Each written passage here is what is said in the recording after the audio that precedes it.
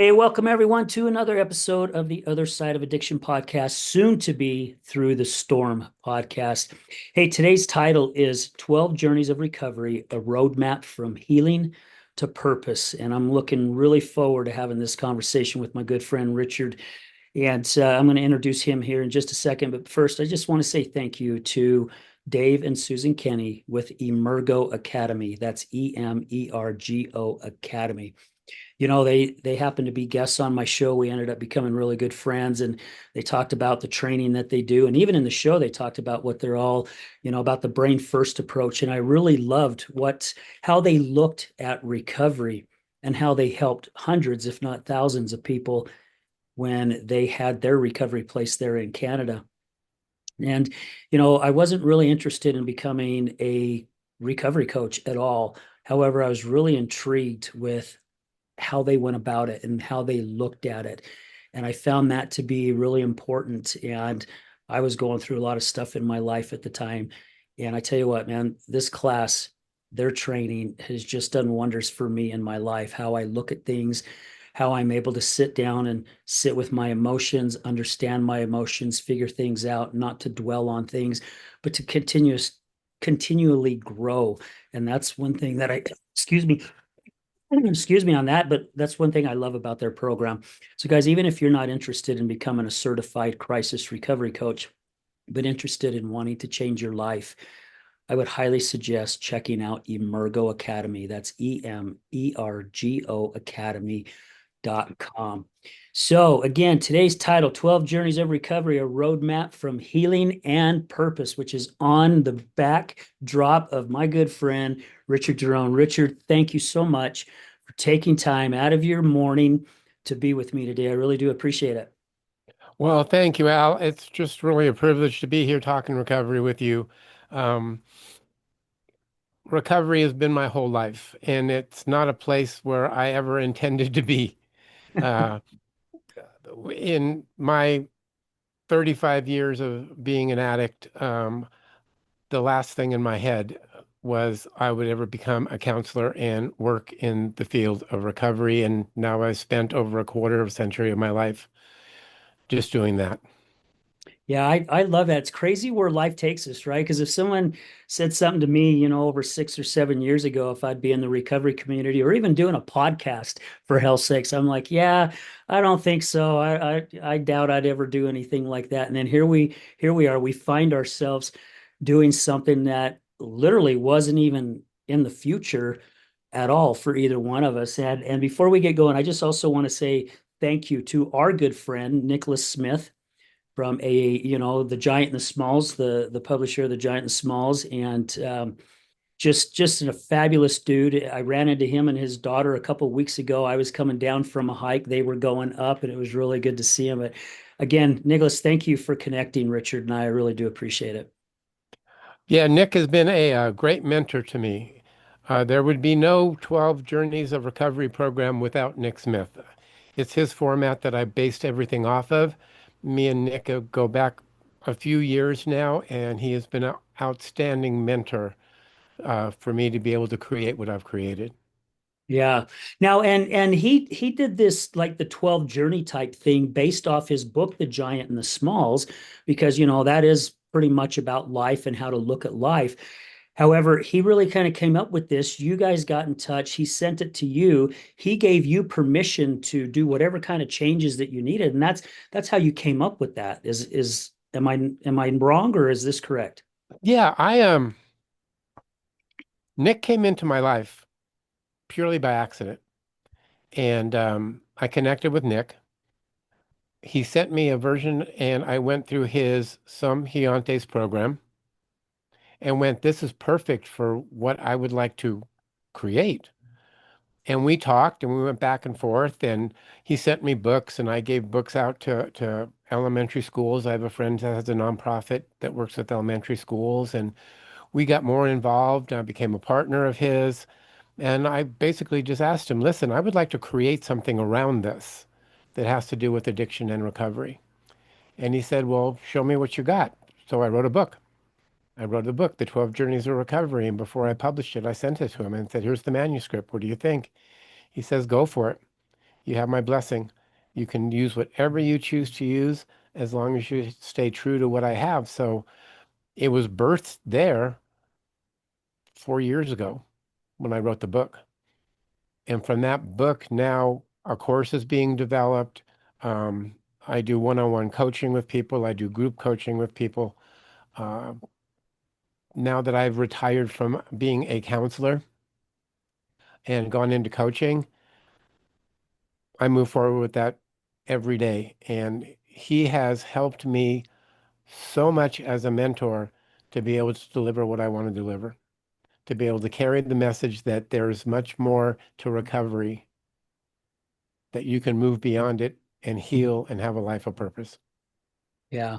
And you and we actually talked about that a little bit before we started recording about, recovery is way beyond whatever recovery program that you took, right? It goes so much further, and especially nowadays that have under we've gotten to understand how the brain works a lot more and how trauma works and different types of things. And there's so many new pathways that are coming out, at least from how I feel and from what I'm learning, that's really starting to help people in their recovery. And it's totally different from the way it was like back when AA first started. And I'm not knocking AA because, again, it has saved a lot of people. However, it's not for everyone. Now there are so many different types of recovery. And I read that in your bio, about multiple recovery pathways. And there really is nowadays. Oh, there are so many different recovery pathways. I have been able to surround myself with people who have their whole philosophy in recovery expanded beyond AA or NA or 12 steps. I mean, I will not knock 12 steps. That's where I got clean and sober. But it's been my experience in 25 years working with over 1,000 clients, well over 1,000 clients in all walks of life. I've worked in treatment centers with high-end people like professional athletes. I spent 9 years working in the California state um, prison system, working with inmates of all walks of life, gangbangers, pedophiles, murderers, all kinds of people. And I have educated myself from 6 different universities and 11 different certifications on programs that were expanding recovery to another level. So when I decided that it was time for me to retire from other people's programs, that's when Nick came into my life and I created the program that I created. Um, I have had a lot of mentors in my time. I have great respect for a young man named TJ Woodward, who published Conscious Recovery and has a great program. Um, and I've attended many different conferences where I've been able to bring my program as well as learn from others on their program, from neurobiology, psychology, holistic healing, spirituality, um, and collected many different books from different people who have published books on these subjects and really learned that recovery in 2026 goes way beyond what I started out with in 12 steps. There is trauma. We do carry things with us in a lifetime. And when I first came into recovery, I was told I was broken and I needed to be fixed. That is not the philosophy I work off of now. I cannot fix anybody, but I can guide them on how they can heal themselves. Yeah. I, So when I, I oh, go go ahead, ahead. No, no, go go ahead.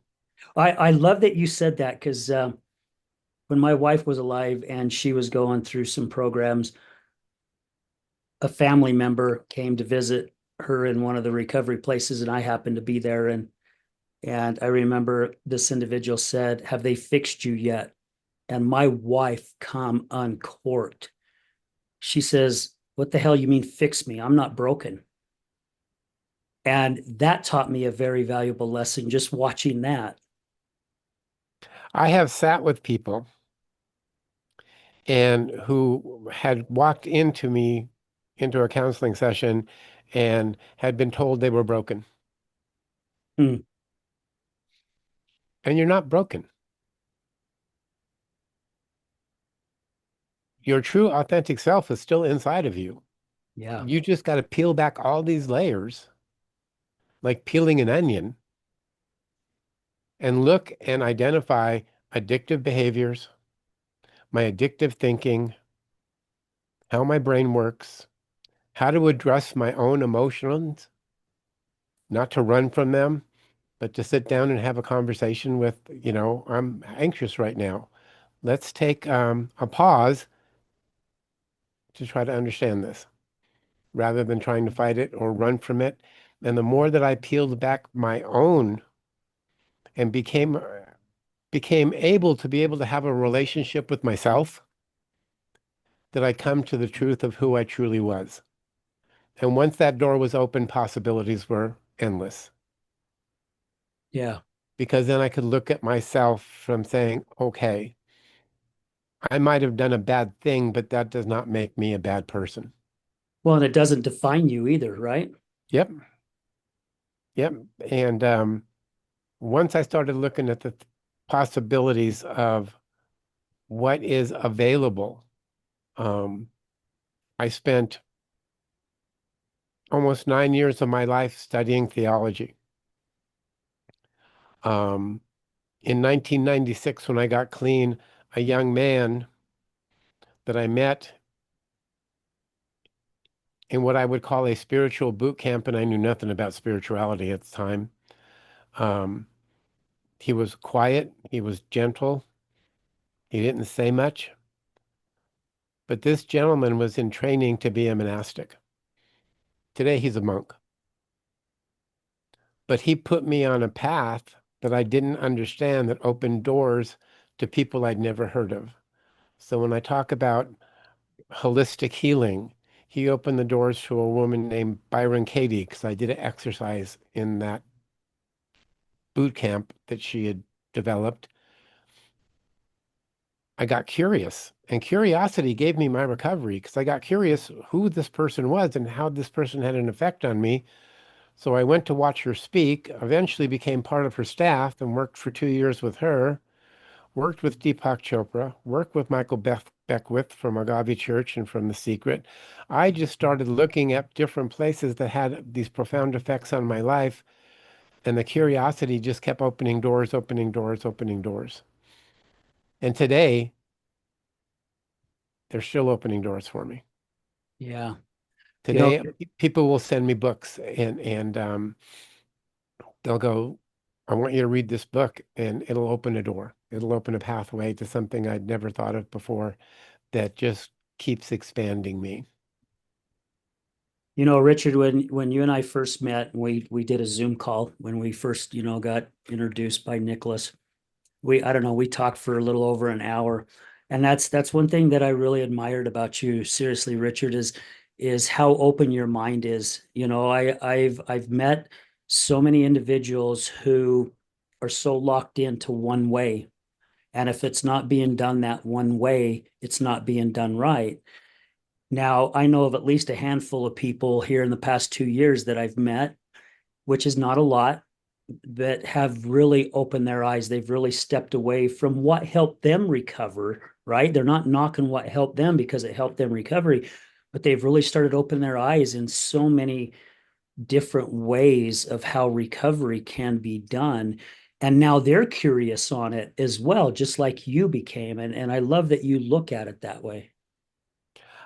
It's been my experience working with so many different people that recovery is an individual thing. There's no template for it. Mhm. You have to address what each individual has to discover for their own selves to put them on a path that's going to evolve them, an evolution. And I believe that from Bill Wilson in 1935, when he wrote the Big Book, it was revolutionary.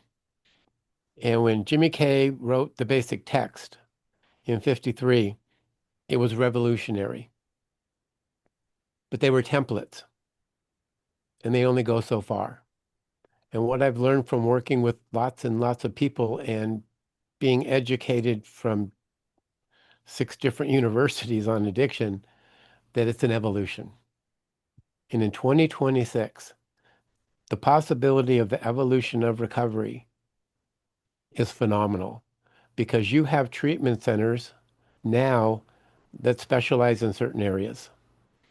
And I think what people don't understand is when they go to a treatment center, they should interview the treatment center to see if this is going to be a good fit for me, not just walk into a door and say, here, I'm here. I know people in treatment centers who specialize in only women. There's a treatment center I walked into in Southern California. They started with one little house and a residential program and have evolved now where they have 2 houses right next door to each other. One is a residential program for women, and then one next door for it is a program that's a residential and an outpatient program for women with children. Mm, So they don't have to be separated. So there's a whole daycare set up so the children can do what they're going to do and interrelate and be social while their mom is going through treatment. And it's either an outpatient where they can come and do an outpatient, or it's a residential treatment where they could come and stay for 45 days. And I went, this is a specialized place for this certain group of people. And there are treatment centers I've gone that deal with spirituality, and ones that I've gone to that deal with holistic approaches to healing. So it's nice to see that recovery today is expanding to a place well beyond just having a template. yeah. Yeah. And I love what you just even said about, it would be nice if someone can go in and just see if that's a fit for them. I would also like to see more recovery places that if I walked into a recovery place and it was not a fit for me, that I would be able to sit down with somebody and see if they could help me find a place that might be right for me instead of just kicking someone out. Even someone, let's say I was in recovery and I broke some of the rules and I'm someone who's not following the rules all the time. And, instead of getting my butt kicked back out on the street, which is going to cause me more than likely to go back to the life that I was in before I wanted to come to recovery, to maybe sit down with somebody and go, what is it that you're looking for? Right. The other co-founder of the Healing Utah Success Summit, she had someone who saved her life. And he said, what is it that I got to do to get you to realize your life is worth living? And she says, I want to be inspired to recovery, not to be forced into recovery. And that gave him a roadmap to start, a starting point. And it literally changed this woman's life. And she's been clean, I think, over 19, 20 years now, and it was just getting to know where that person needed to be. And we are so blessed nowadays to have so many different roadmaps, so many paths that we can put people on, because what you said was 100% correct. We all have our own journey. We all have our own way. There is not a one size fits all anywhere out there. And I don't see that there ever will be because we're all so different, so thank you for keeping an open mind and thank you for all the research and everything that you've done to educate yourself to not just be stuck on one point. Because, my gosh, Richard, with what you know and what you've studied, you've got a plethora of different ways that you can actually sit down with somebody and help them. It's been my experience in my own recovery that there's not an arrival point. that we arrive at. There's like a plethora. There's many arrival points. There's many aha moments I've had along my journey in recovery. And each one of these aha moments that have woken me up have provided me growth and my own self-awareness. It's not the destination just to become clean and sober and be abstinent. It's what awaits us afterwards. So when I created the program that I created, it is for people who are walking out of recovery, who have been to a treatment center. I look at 30, 45, 60 days as a wake-up call. My program runs 6 to 9 months, which allows me a lot of time to start peeling back all this onion of this person to come to find out that their true authenticity and identity lives within them. Mm. So the first, you're familiar with Giants and Smalls, Nick's 12 journeys. We look at the root journeys and come to an understanding, and then we look at the growth journeys, which are all about possibility, abundance, vision, empowerment. Where am I going to go now that I've got this? Because it's about building a life where substance use, addictive behaviors don't exist. Because I am so grateful and happy for the life that I have today that none of that matters. And I believe that anybody that's going through recovery needs a long-term guide to help them find out exactly who they are. Yeah. Amen for that. And with saying that, let's get into the 12 journeys of recovering. Down here I'm looking at your backdrop and it says, phase one, the root journeys, and it says building the foundation. I mean, I'm guessing here because of what it says, that is the starting point, right? Before you build a house, you got to have the foundation. So let our listeners know a little bit more about this 12 journeys and what they can expect. The 12 journeys is based on the root cause of what's behind us. So we look at the neurobiology of what's inside our head. We look at the patterns that we've developed over the years. Trauma does not have to be a life-changing event. It could be something simple that we have caught in our subconscious mind. So when I was in kindergarten, I went to kindergarten. I had a great time. I came out in the summer. I had new friends. I went to first grade, 3 months into first grade, got called into the principal's office with my parents. My principal told my parents that they had registered me for school too early. My birthday's on Christmas, and that I had to go back to kindergarten.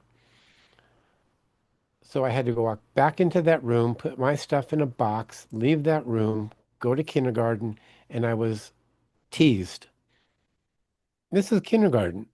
I wasn't smart enough. I failed kindergarten. I wasn't good enough. You're stupid. And even though it was something as subtle as, okay, my birthday was the wrong day, I carried that for a lot of years that I wasn't good enough. And it was a pattern that I had developed inside my head. And I was living that story subconsciously. So when we look at the root journeys, we really kind of dig deep into basically what drove you. And the second journey, the first journey is about non-consciousness. The second is about awareness, becoming aware of these patterns. The third one is how to deal with the emotions behind the pattern, how to make friends with your emotions. So I use an analogy of that you're driving a bus. And as you're driving a bus, all your emotions are your passengers. So anger pops up, and anger is getting in your face while you're driving the bus. Well, if you get in an argument, you're going to crash the bus because you're not paying attention to where you're going. So you take the pause and you pull over and you figure out what the anger is about. And you Mm. come to be able to manage all of these different emotions. to arrive at your destination. So we deal with emotional regulation, we deal with gratitude, and we deal with empowerment and acceptance. So those are all the basic root foundation for the root journeys. When we get to the growth journeys, the first thing we look at is the journey of uncertainty. People have a fear. So if I were to lose my job, the first thing in my head would be, oh my gosh, how am I going to pay my bills? How am I going to support my family? How am I going to pay my rent? Am I going to make my car payment? And fear just like sets in. But if you look at fear and actually address fear and uncertainty, when one door closes, another one opens. Now, what can I do for myself to carry me where I need to go? So early in my recovery, my path to being a counselor was I used to drive people because I needed money, I was broke, to a treatment center. I'd go to work, I'd get in their car, I'd drive to somewhere in California, pick somebody up, drive them to treatment, drop them off, and then I would take people to meetings. And it was helping me pay my rent. That led me to becoming an intake person. It ended up getting me curious about being a counselor. I went to school, became a counselor, and that was my path. But if I hadn't have lost my job and been broke and taken this little driving job, that opened all these doors for me. So we look at the journey of uncertainty as possibility. You have limitless possibilities when you change your perspective of how you're looking at things. Then we look at things like vision. Where do you want to go? We look at self-nurturing. How are we taking care of ourselves? And the last journey of them all is legacy. What legacy do I want? Basically stemming from 12 steps, how do I carry this message to other people? Wow. So I've gone from a place of destruction to healing to visioning, empowering, to now I know exactly who I am as an authentic, true person, and how do I carry that forward? I love that.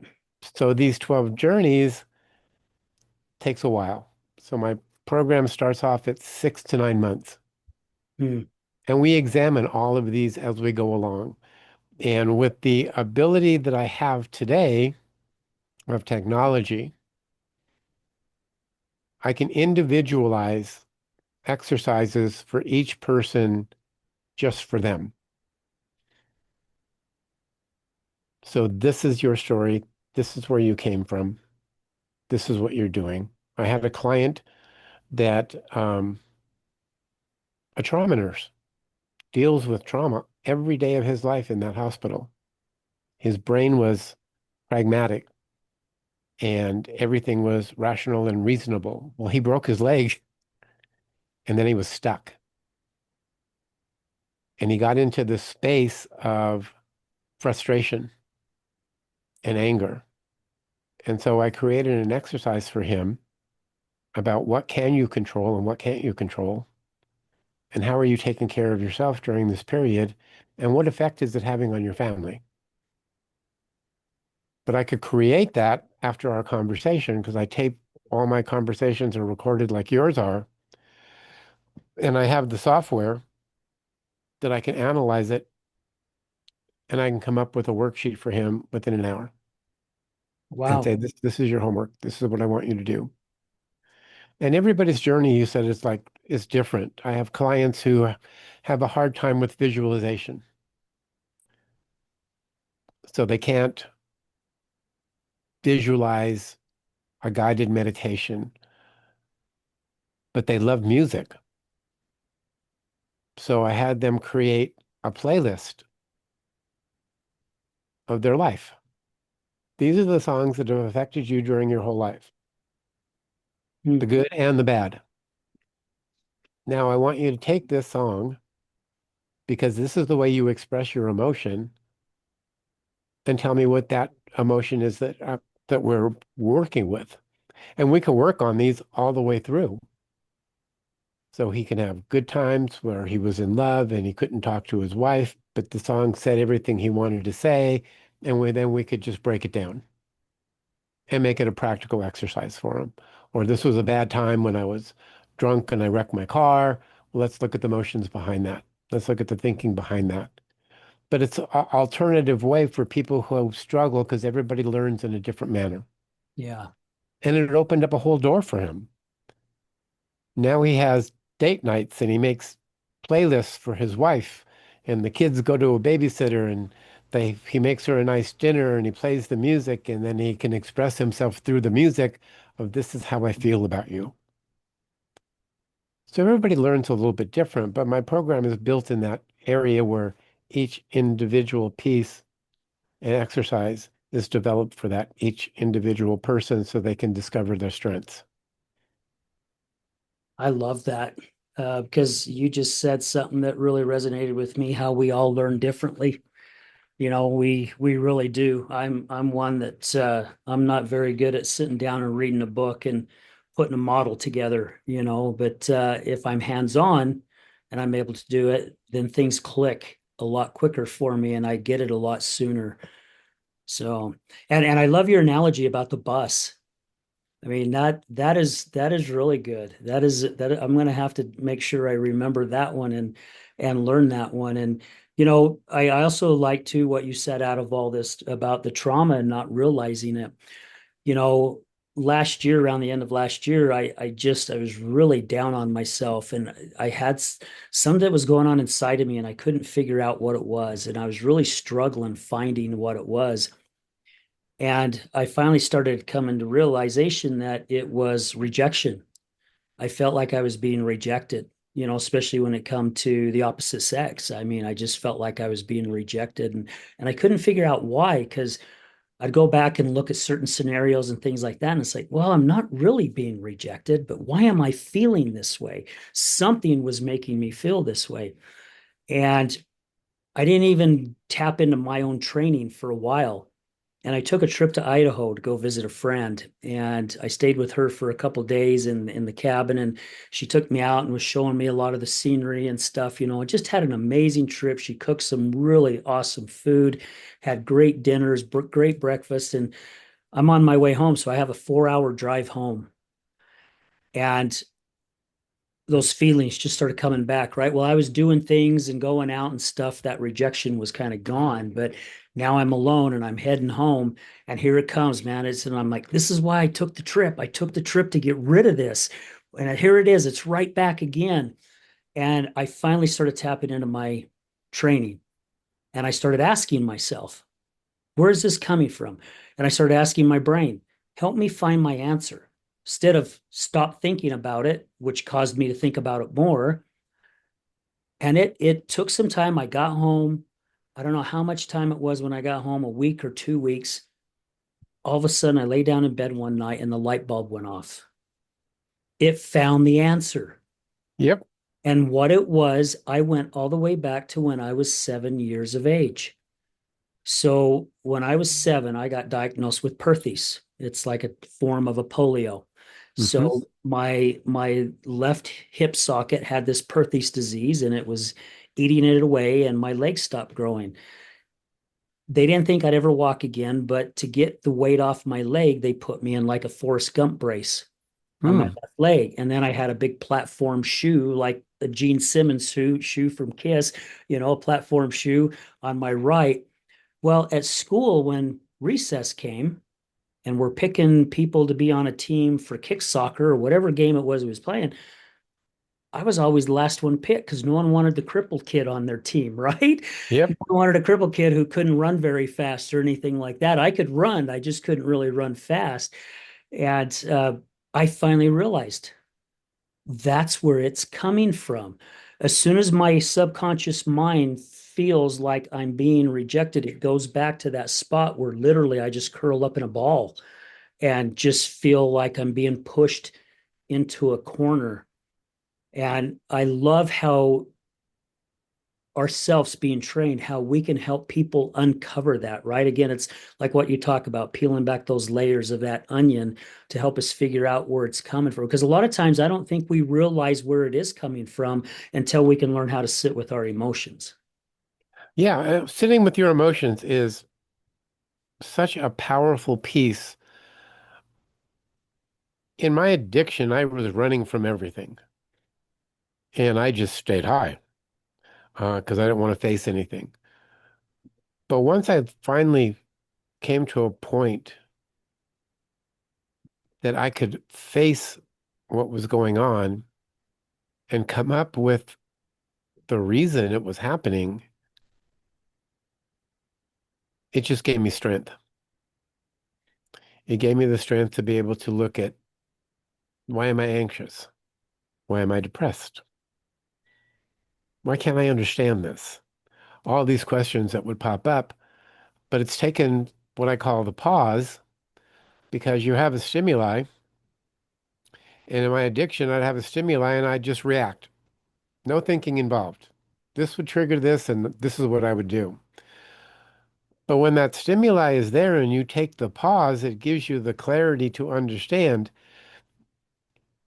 And we live in such instant gratification in our addiction that we're expecting something to pop up. But like you said, they might not have that aha moment for a couple weeks. But when it shows up, it's powerful. Yes. When it shows up, it's powerful. And that's when you start getting the understanding that, yes, I do have the power. I am not powerless. I do have the power to be able to work through my own self-awareness. Yeah, and I'm taking a note here. I like taking certain notes during the show, but yes, we definitely are not powerless. We have the power to go in any direction that we want to go and make something of it. You know, and something else that you talked about with your 12 journeys is looking at different ways that you can have things happen to you and changing it, looking at it in a different aspect. Like you talked about fear, right? I lost a 24-year career. I had no clue where life was going to go at the time. I was worried about bills. I was afraid, can I keep my house, right? I was afraid of really even telling my wife how I lost my job. I lost my job because I peed a dirty UA, threw away a 24-year career. And it was something she didn't know about. I hid it from her, and how am I going to tell her? And all these things was going on in my head. I also found out at the time I wasn't the person who I thought I was. I thought I was this really awesome, really good dude, and come to find out I was nothing but a liar and a manipulator. And I really didn't give as much shit about people as I thought I did. And, I was one of those guys that was sitting on the couch watching TV when someone calls and said, "Hey, I need some help moving. Do you got time?" And it's like, I'm drinking a beer or shooting, having a whiskey, a Coke or whatever. And Yep. going, "Oh, I don't have time today. I've got things going on, you know, all that stuff right there. And what happened to me led me in this whole new journey that I've been on since 2009, and it just keeps getting better. I've had so many amazing people come into my life, like yourself, Richard, and Nick Smith, and I've got so many other friends that have just come into my life, and it's like they've been those little breadcrumbs in front of me for me to pick them up. And I shared something a couple of weeks ago, which I thought was kind of cool that I came up with it, but I've picked up so many breadcrumbs. I've actually made this loaf of bread, and it's a really kick-ass loaf of bread, you All know. right. And it's a loaf of bread made of so many amazing things that's happened to my life. And I'm still on this journey, right? I've got a loaf of bread, or maybe two or three loaves of bread, but I'm still making loaves of bread because these pieces just keep falling in front of me. And it's just been so amazing. And I would have never thought I'd be where I'm at in my life. And I get emotional when I think of this because of everything that's happened to me since 2009. I can literally say I'm in love with who I am today as a person. And you mentioned legacy. I've got a legacy that I know for a fact right now that if something happens to me later today or whenever, my grandkids and my daughters will have a lot of people go up to them and tell them what a good man I am or was. And for me to this day just makes me just beam, because that wouldn't have happened in 2009 and downward from there. I probably would have had people coming up saying, your dad was an asshole. you know? Yeah. It's truly amazing that you talk about legacy because last week I got to attend my granddaughter's graduation, high school graduation. And there was a time when I was a single parent and my son was so embarrassed of me that he didn't want to be anywhere near me. Early in my recovery, I was trying to be a good parent, and so I would volunteer to be a chaperone on field trips, and we'd get on the bus, and my son would say, "I'm not being in your group," because he was embarrassed who the hell I was. Today, we have a fantastic relationship. I just got off the phone with him this morning. He's going to come up and visit, and we're going to go fishing on 4th of July weekend, and he's going to bring my granddaughter. And but when you talk about legacy, I know that my life has changed so much that if I was gone and people walked up to my granddaughter, I would have a legacy to leave behind from how many people I've served and been of service in my life and continue to be in service of in my life. And I have a son who is not embarrassed of me anymore, but very proud of the man I've become. So legacy to me is a really big piece of my life. And um, I'm grateful for the mentors that I've had in my life who have left all those breadcrumbs for me Yes. all along the way, picking up those breadcrumbs and making those loaves of bread and just keep going forward. And um, the program, my 12 Journeys program, was built so that other people could pick up breadcrumbs. But it's also the profits that I make from my company go back into helping sponsor people to get into a treatment center. So it comes a full circle piece so that it's not about, oh, I have a program and I want to make money. No, I want to keep my little company alive, but it's not there to make money. It's so that if someone's mother comes up to me and says, my son, I got to get him into something, we'll have a family conversation. We'll look at it. And I'm recognized in a lot of different treatment centers. So I could say, I would refer this one to you rather than this one. He might have to travel further, but it's much more beneficial to what he's doing because they deal with young people. Mm. Whereas if someone else came to me and my husband is retired and he's in this, I would say, well, maybe this one might be better for him because it establishes his age group. There's no conflict there. So it's not only carrying the message, it's being able to give back. Yeah. Amen to that. And that is important, to be able to give back. I think you and I touched base just a little bit on our Healing Utah Success Summit. We're planning our sixth one here for October 3rd.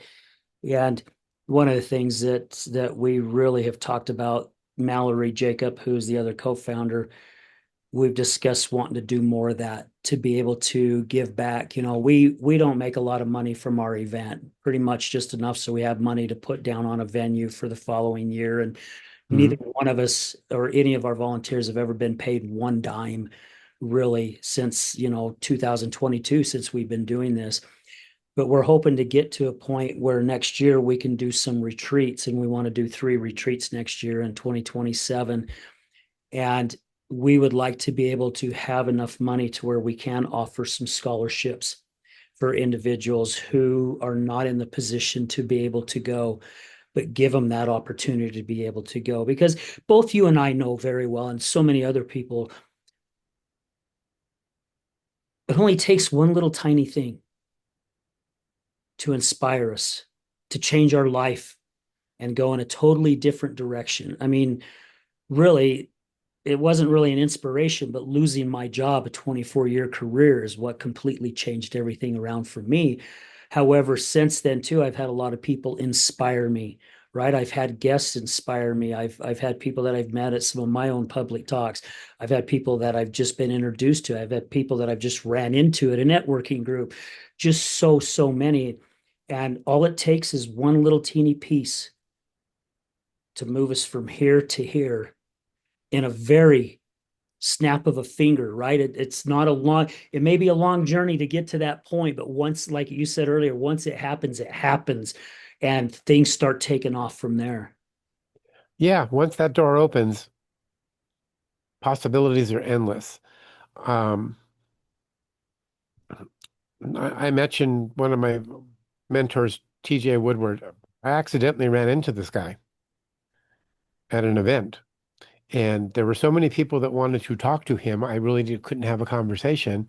And I said, listen, I'm from a different part of the country than you are, but if you give me your card, I'd like to get in touch with you. And he just gave me his card and said, okay, because there were all these people wanting to talk to him. And I contacted him, and that opened a whole new poss possibilities of what could happen. And it taught me a lot about alternative ways of presenting recovery in his perspective. So when I'm looking at these things, I'm going, snap of a finger, it was just there. And it just, the light bulb went off and it keeps going. It just keeps going. It's amazing how that happens, where it just, I'll be at his conference in October. Um, I'm sure that somewhere down the road there'll be a collaboration of some sort. Um, but I'm so inspired by this guy. I just get so inspired by listening to his podcast, listening to the people he interviews, and I think that's where I'd like to see recovery go, is that people get inspired and it just rockets them off into a direction that's really healthy for them. Yeah, I'm with you on that one. Do you feel, Richard, like there's a, and you've talked about 2026, a few times here during this show. Do you feel like there's a huge shift that's happening right now? Because, and let me elaborate on that just a little bit more so you understand the question.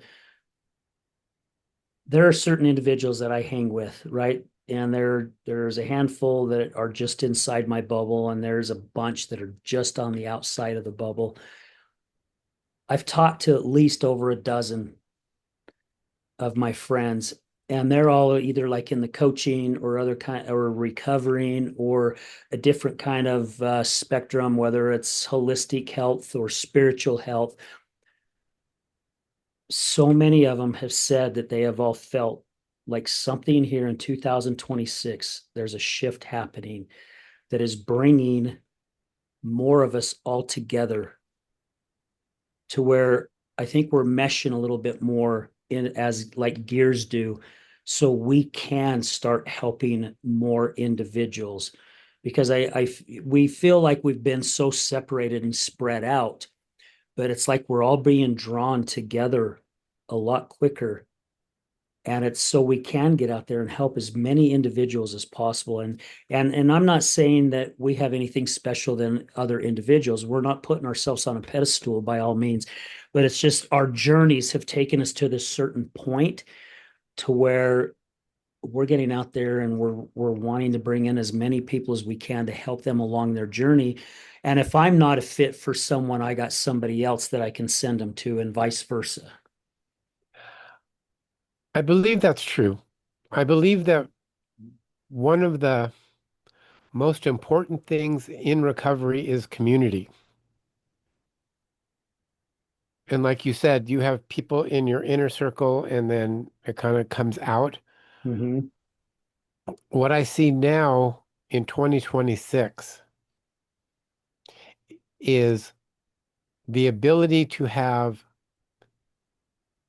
different ideas, come in collaboration, and building a community from there. And even though they don't all align, you can have multiple different communities and collaboration between the two. I know that I have spoken in places where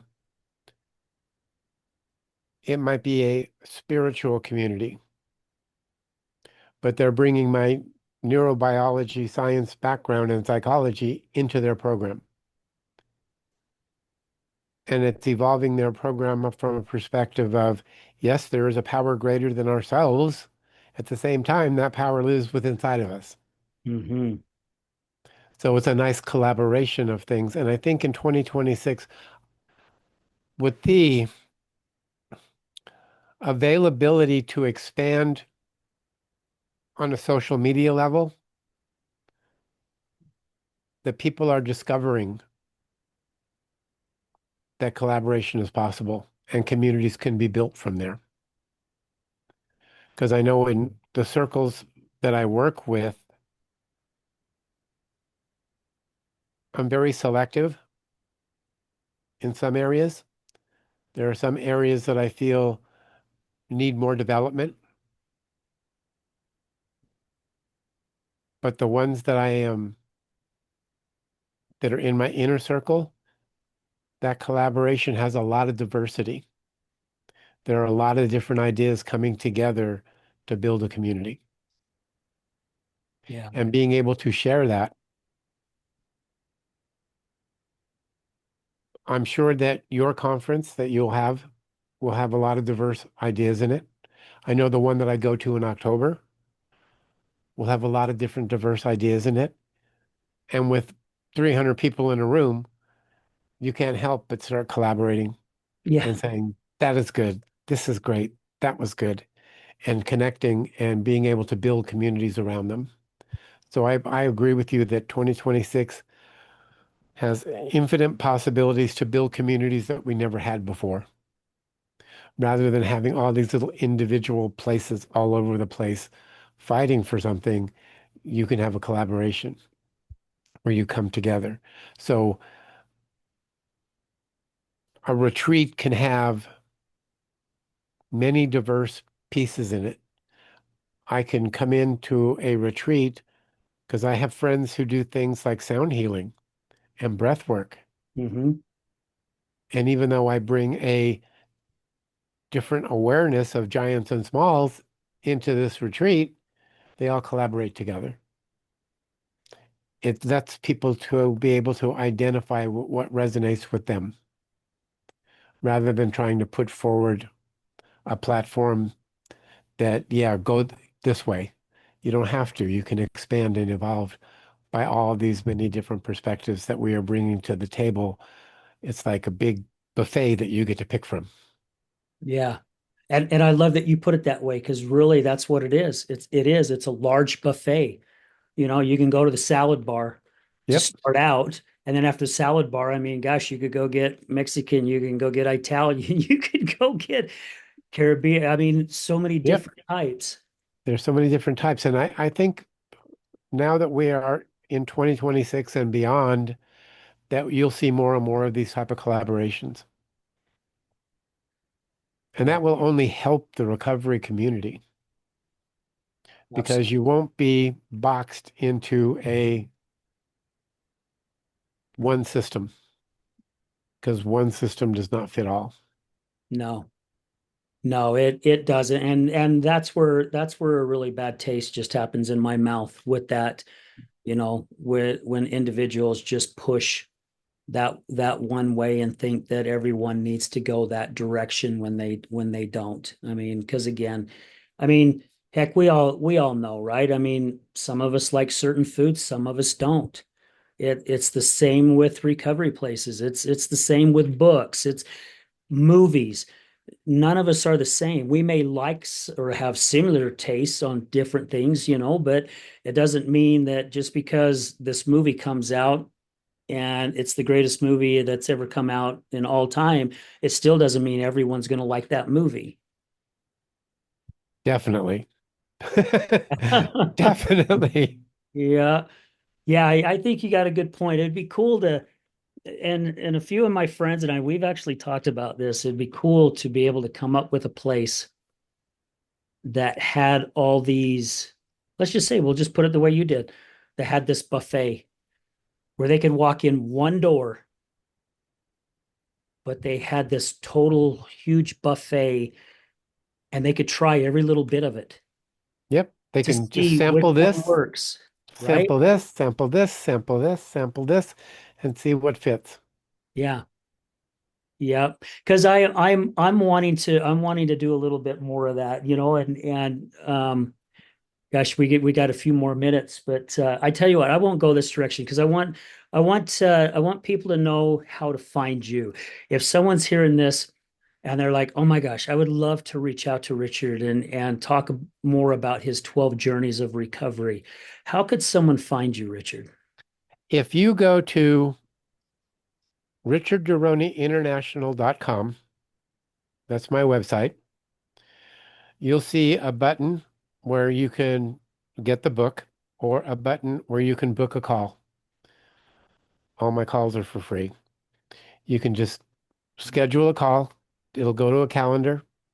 Schedule a call. We'll spend an hour on the phone, just like I spent an hour with you today, Hmm. discussing recovery and what's a good fit. And that is the probably the easiest way to reach me. I have a call right after talking to you with my virtual assistant, who right now is rebuilding my website, so I know that it's working, and he's just updating it and putting parts of the 12 journeys in there. And if you go to my website, richarddaroneinternational.com, you can book a call with me. It'll take you to a calendar. You can pick a time that's good for you, and we can jump on a call and talk recovery all you want. I love that. Do I have all those? Both those links that you mentioned, have you sent those to me before? If not, would you make sure I get them? Because Sure. a lot of times I found out earlier when I first started doing this podcast, I'd write that stuff down and then I'd either misspell or miss something, and it wasn't the right. So now I just ask for it to be sent so I can just copy and paste and make sure that I can put it on the notes so it is correct. I'll send it to you right after I'm done with my next call. I'll just email it out to you. Awesome. I love that. That way I can just copy and paste it. I know it's right and it's not going to send somebody off to some other site or bounce back and say, yeah, this site isn't no, because I want to make sure people are able to contact you, if they're interested with working. Um, my gosh, Richard, is there anything else that you can think of that you would like to share with somebody? Let's say somebody that is even just thinking about now starting their first step into recovery. I believe that the two most important things getting started in recovery: trust yourself and have faith. Not faith in a power greater than yourself, have faith in yourself. Mm, Early recovery is a very rocky road, and there are going to be lots of bumps, but perseverance will get you there.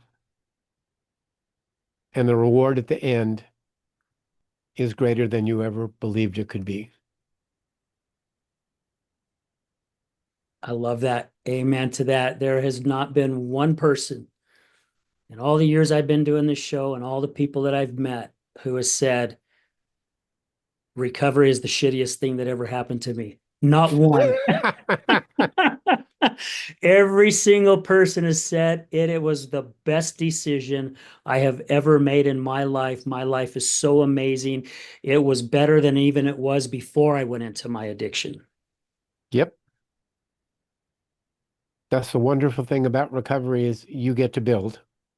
You are the author and the creator of your life once you come to the realization that you have the power to do that. Yeah. And the building doesn't stop. It Nope. continues to go. Continues to grow. Absolutely.